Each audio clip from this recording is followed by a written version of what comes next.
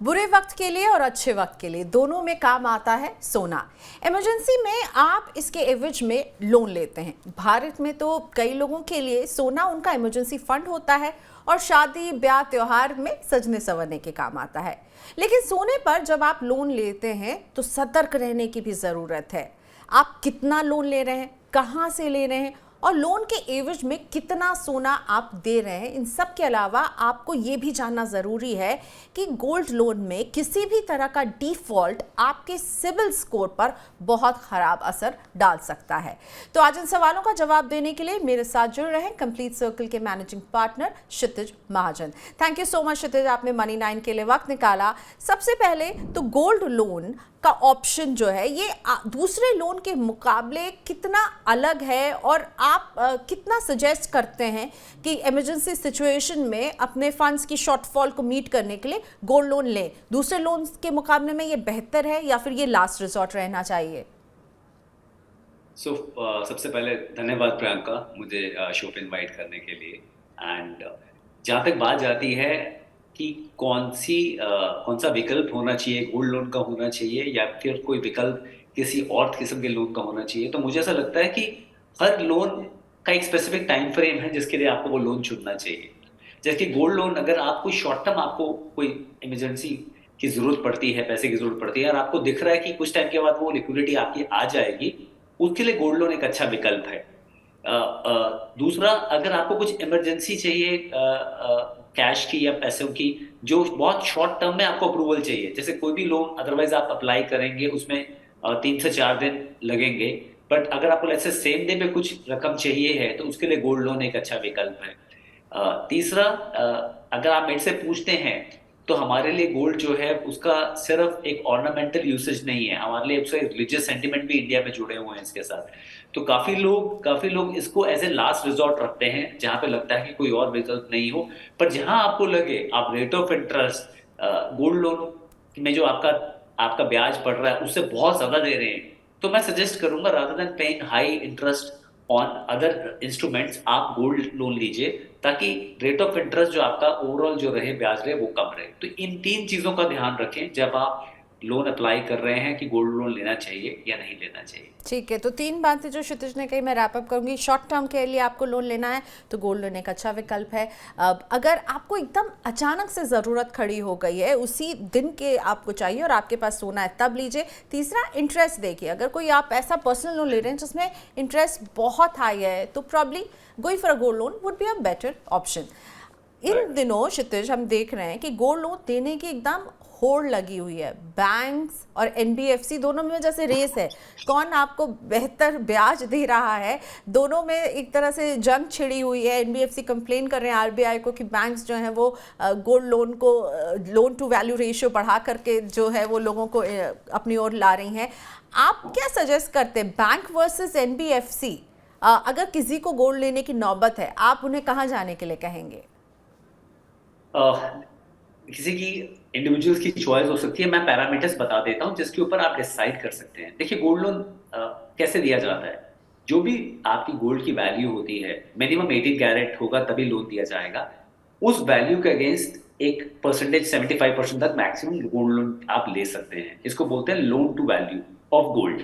अच्छा प्रियंका, इंटरेस्टिंगली वो वैल्यू भी हर इंस्टीट्यूशन अपने आप लगाता है, डिफरेंट तरीके से लगाता है। ऐसा नहीं है कि जैसे अगर आप बैंक है और मैं एनबीएफसी हूं तो हम दोनों एक ही वैल्यू लगा रहे हैं, आज का रेट लगा रहे हैं, तो उसका कैलकुलेशन डिफरेंट हो सकता है। एंड इंटरेस्टिंगली अगर आपकी वैल्यू कम लग रही है तो उसमें इंटरेस्ट रेट कम होगा, अगर ज्यादा लग रही है तो इंटरेस्ट रेट ज्यादा होगा, ये भी सिचुएशन होती है। तो पहले तो आप देखिए कि आपकी वैल्यू और एक पर्याप्त या सही आपका इंटरेस्ट रेट जहां मिल रहा है आपको वहां जाइए। दूसरा, टर्न अराउंड टाइम। अगर आपको लेट्स से आज ही जरूरत है तो सभी बैंक ब्रांचेस जो हैं वो पर्याप्त नहीं है जहां पे उनके पास इवैल्यूएशन मशीन हो अपनी ब्रांचेस में, तो उनको कई बार इवैल्यूएटर बुलाना पड़ता है गोल्ड की एक्चुअल वैल्यू के लिए। पर एनबीएफसीज में ज्यादातर उनकी ब्रांचेस में वैल्यूएशन मशीन होती है और आपको कुछ चंद घंटों में ही आपका लोन अप्रूव हो जाता है। अगर इमरजेंसी है तो आप ऐसे लीजिए, और अगर आप अपने बैंक के साथ ही रहना चाहते हो तो फिर आप अपने बैंक से ले सकते हैं। तीसरा सबसे इम्पोर्टेंट पॉइंट जो आता है जब आप लेते हैं, चार्जेस क्या हैं। सो डिपेंडिंग ऑन कहाँ पे आपके आपके जो प्रोसेसिंग फीस है जहाँ पे कम पड़ती है। देखिए, every single penny saved is Penney earn. आप हम्म। ऑलरेडी लोन ले रहे हैं, तो जहाँ चार्जेस कम हो, इंटरेस्ट रेट कम हो, आप वहाँ जाएं।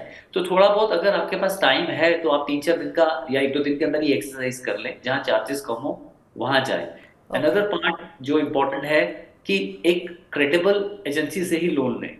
आप लोन ले रहे हैं और आप किसी ऐसी एजेंसी के पास ही अपना गोल्ड पार्क करना चाहेंगे जहां वो सेफ रहे, तो बैंक और कुछ क्रेडिबल नेम्स जैसे आते हैं, मनापुरम है आपका, मुथूट है, और कुछ अच्छे स्मॉल स्केल स्मॉल स्केल आपके फाइनेंशियल कंपनीज हैं जिनकी रेपुटेशन बहुत अच्छी है। हम्म। आप उन सब कंपनीज को देख सकते हैं अपने एंड पे, अपना ड्यू डिलिजेंस कीजिए। मैं किसी को रिकमेंड नहीं कर रहा हूँ, बट आपका आपका जो बेस है, जो गोल्ड जिसके ऊपर आप लोन ले रहे हैं, वो सेफ रहना चाहिए, मैं ये चाहता हूँ। तो आप एक राइट। क्रेडिट नेम के साथ ही जाएं। ओके, सो बैंक और एनबीएफसी चॉइस आप क्या है, क्या क्या आपको देखना चाहिए, वो अभी क्षितिज ने क्लियर किया। आपने वैल्यूएशन का जिक्र किया क्षितिज, और मैं जानना चाहूँगी कि ये वैल्यूएशन जो है ये किस तरह से होती है। क्या वो उसमें वैल्यू के तौर पर गोल्ड की प्योरिटी कितनी देखी जाती है, किस वैल्यू में खरीदा गया है वो देखा जाता है, ये वैल्यूएशन कैसे होती है? सो एलटीवी जिसे बोलते हैं, लोन टू वैल्यू, जो वैल्यूएशन होती है as rightly said by you, 18 carat minimum and 24 तक होता है, तो उसके ऊपर ली जाती है कि कितने कैरेट का है। सेकंड, एज ऑन डेट का मार्केट रेट देखा जाता है उसका। कुछ लोग वीकली देखते हैं कैसे मूवमेंट है, या लास्ट मंथ एंड का क्या रेट है वो देखते हैं, बट अगर ज़्यादा मूवमेंट हुई है तो एज ऑन डेट का मार्केट रेट देखा जाता है। और तीसरा, डिपेंड करता है कि आप जो जो भी आपने गोल्ड का लेट्स से कोई ऑर्नामेंट दिया है, तो उसमें सिर्फ गोल्ड का वैल्यू देखा जाएगा। कुछ अगर उसमें कोई डायमंड है या कुछ और कोई स्पेयर चीजें हैं, उनका वैल्यू नहीं देखा जाएगा। So it's very clear that valuation अपने आप में एक बहुत क्लियर कट फिनोमिना है, जिसमें हो सकता है कई बार क्लाइंट को वैल्यूएशन पैरामीटर पे नुकसान भी हो। सो उस पर देखा जाएगा। चौथा, Priyanka, and this is actually much interesting than other factors, depending on interest rate valuation ऊपर नीचे भी होती है। जैसे काफी एनबीएफसी बैंक अगर आपकी वैल्यू कम देते हैं तो आपको इंटरेस्ट रेट कम देते हैं। मान लीजिए अगर आपका 50,000 की गोल्ड की वैल्यू है और उसको वो 40,000 वैल्यू दे रहे हैं, जो आज की मार्केट में अदरवाइज 50,000 का रेट है, और 40,000 के अगेंस्ट अगर आपको 75,000 दे रहे हैं, तो वो 30,000 हुआ। तो उसमें आपका इंटरेस्ट रेट हो सकता है 9.6, 9.8 या 10% ही हो। पर वही वैल्यू कहीं पे आपको 50,000 मिल रही है और उसके अगेंस्ट 75% का आपका लोन है, तो उसके अगेंस्ट आपका इंटरेस्ट रेट हो सकता है 11 या 12%। So NBFC and banks are also saying अगर हमारा डिस्बर्समेंट जहाँ पे हमारे को हम कम बना रहे हैं, वहां पे हम वैल्यूएशन कम रखेंगे। जहाँ पे ज्यादा कर रहे हैं, रिस्क ज्यादा ले रहे हैं हम, वहां पे वैल्यूएशन ज्यादा करेंगे। बट यस, ये वैल्यूएशन हमेशा फिक्स नहीं रहती है। अगर मार्केट मूवमेंट गोल्ड में बहुत ज्यादा है तो वैल्यूएशन ऊपर नीचे होती है। तो अगर लेट्स से गोल्ड के प्राइसेस आपके आपके बढ़ रहे हैं, तो आपकी लिमिट बढ़ती है। अगर आपको और भी पैसा चाहिए, आप जाके और भी पैसा ले सकते हैं। और कम ओके। होते हैं तो प्रियंका, आपको मार्जिन मनी जो हम इक्विटी में भी बोलते हैं, वो आपको देना पड़ेगा आगे, बिकॉज 75% से ऊपर वो रिस्क नहीं लेंगे आपको पैसा देने का। ठीक है, मान और ये लीजिए, जो लोन टू वैल्यू रेशियो की एक तरह से ये मेरे लिए जो इंटरेस्ट है वो भी डिसाइड कर रहा होगा, इस उसका यस, रोल वहाँ पर भी होगा। अच्छा, यस, पर्सनल लोन और गोल्ड लोन, इन दोनों को अगर मैं आपके सामने रखूं और मैं कहूं कि gold loan versus personal loan, इनमें आपको क्या लगता है कि क्या अगर किसी को पैसों की ज़रूरत है वो पर्सनल लोन के लिए जाए, ये बेहतर होगा, या गोल्ड लोन ले? अगेन देखिए, टाइम फ्रेम पर्सनल लोन भी 5 साल से ज्यादा तो मिलता नहीं है, और गोल्ड लोन के लिए भी हम बोलते हैं 7 days to 3 years तक आप टाइम फ्रेम देखें। क्योंकि gold, again I said that, ornamental तो है ही है, बट हमारे यहाँ रिलीजियस उसका वैल्यू और सेंटिमेंटल वैल्यू भी बहुत है। So normally people will like to get back their gold as soon as possible, and as a female आपसे बेटर कोई नहीं जानेगा कि उसकी वैल्यू और अहमियत क्या है हमारी कंट्री में। But yes, personal loan is a loan जो आपका अनसिक्योर्ड लोन है, but it comes at a cost, जहाँ पे डिपेंडिंग ऑन आपका सिबिल क्या है, आपका इंटरेस्ट रेट डिसाइड होता है। And this is really interesting, because इसमें इसमें डिपेंड करता है कि इंडिविजुअल की नीड क्या है। दूसरा, पर्सनल लोन में आपकी एज बिकॉज अंडरलाइंग इंस्ट्रूमेंट कुछ नहीं है, तो पर्सनल लोन में आपकी जो रिस्क टेकिंग एपेटाइट है, जो वेंडर आपका दे रहा है, बैंक है या एनबीएफसी है, उनका वो भी ज्यादा होता है। Third the important point about personal loan is that rate of interest तो ज्यादा है, ये प्रोसेसिंग फीस भी आपकी पर्सनल लोन की ज्यादा है। Fourth, it might take some time. अगर आपको इमरजेंसी फंड की जरूरत है, जो मैंने पहले भी बोला, तो पर्सनल लोन में आपको टाइम लग सकता है, पर आपको गोल्ड लोन इमीडिएटली बेसिस पे मिल सकता है। ठीक है, सो आपने कहा अभी क्षितिज की पर्सनल लोन है, इनसे अनसिक्योर्ड लोन है क्योंकि कोई अंडरलाइंग उसमें सिक्योरिटी नहीं है, लेकिन राइट, गोल्ड लोन में तो अंडरलाइंग सिक्योरिटी गोल्ड है। तो क्या इस कैटेगरी में डिफॉल्ट करने पर, लेट होने पर या डिफॉल्ट करने पर सिबिल स्कोर पर असर पड़ता है या नहीं? क्योंकि अगर गोल्ड अंडरलाइंग एसेट है तो बैंक उससे ले लेगी और फिर भी ले लेगी, और फिर उसके बाद वो वहीं से पैसे रिकवर हो रहे हैं मेरे गोल्ड, उन्होंने गिरवी, जो मैंने गिरवी रखा था वो बैंक ने रख लिया है, तो तब भी मेरे सिबिल स्कोर पर असर पड़ता है क्या? मैं आपको सिंपल सा एग्जांपल देता हूँ। एक चोर ने चोरी करी, पुलिस ने चोर को पकड़ लिया, आपका चुराया हुआ सामान सारा मिल गया और उस चोर को छोड़ दिया। ओके, तो मैं चोर हूँ और अगर मैंने लोन लिया तो यानी मेरे सिबिल स्कोर पर असर पड़ेगा? पड़ेगा ही पड़ेगा। आप ओके। समझिए, आज आपने सिबिल स्कोर, सिबिल का मेन पर्पस क्या है? सिबिल क्या करता है? सिबिल डेटा शेयर करता है सभी बैंक, फ्रेंचाइज या एनबीएफसीज के साथ। सो अगर आपका पैटर्न है डिफॉल्ट करने का, मैं गोल्ड लोन पे डिफॉल्ट पे बाद में आता हूँ, पर पैटर्न अगर डिफॉल्ट करने का है तो बाकी को भी पता चलना चाहिए, सो ताकि बेसिकली बाकी मेरे फाइनेंशियल बिहेवियर का ट्रैक रिकॉर्ड ये रहा है, वो सिबिल बताता है। सो दैट्स वाई भले ही बैंक वो गोल्ड जब्त कर ले, पर मेरा रिकॉर्ड जो है पे करने का वो आ जाएगा कि भाई ये ऐसे इंडिविजुअल हैं जो डिफॉल्ट करते हैं। Yes, more over gold loan पे अगर आप डिफॉल्ट कर रहे हैं, उसका इम्पैक्ट ज्यादा है सिबिल स्कोर पे। ओह, पर्सनल लोन पे डिफॉल्ट कर रहे हैं तो इम्पैक्ट ज्यादा है ही नहीं है, वो वैसे ही अनसिक्योर है। पर ओके। मुझे लगता है, जितना मेरी एनबीएफसी में कुछ लोगों से बात हुई है, गोल्ड लोन पे अगर आप डिफॉल्ट कर रहे हैं, दैट्स अ लास्ट रिजॉर्ट। आप सोना कब देते हैं? जब बाकी सब रिजॉर्ट खत्म हो जाते हैं। घर का सोना, as I said, it has sentimental value. तो आप तब सोना रखते हैं गिरवी, तो उसका उसका डिफॉल्ट करने पे मेरे को लग रहा है ज्यादा इम्पैक्ट होगा कि that if they are not able to rescue their gold, then they must be in deep trouble. तो उनका सिबिल और कम हो जाता है। Okay, okay. और सो वाइस वर्सा, अगर मैं गोल्ड लोन एकदम समय पर चुका रही हूँ और मैंने लिया है और मैं बिल्कुल उसकी समय से पेमेंट कर दूँ, ख़त्म कर दूँ, यूजुअली 3 इयर्स तक का होता है, 3 to 5 इयर्स से ज़्यादा का नहीं होता है, तो मेरा सिबिल स्कोर जो है वो थोड़ा सा अच्छा हो जाएगा, स्ट्रॉन्ग बनेगा क्योंकि मैंने लिया और मैंने चुकाया लोन? यस, आई थिंक आप ही के साथ एक शो किया था जिसमें मैंने बोला था कि दैट क्रेडिट जरूरी है, क्योंकि क्रेडिट आपकी हिस्ट्री बनाता है और आपको इनेबल करता है कि कभी भी आपको कभी पैसों की जरूरत हो, लोन की जरूरत हो, आपको वो आराम से मिले।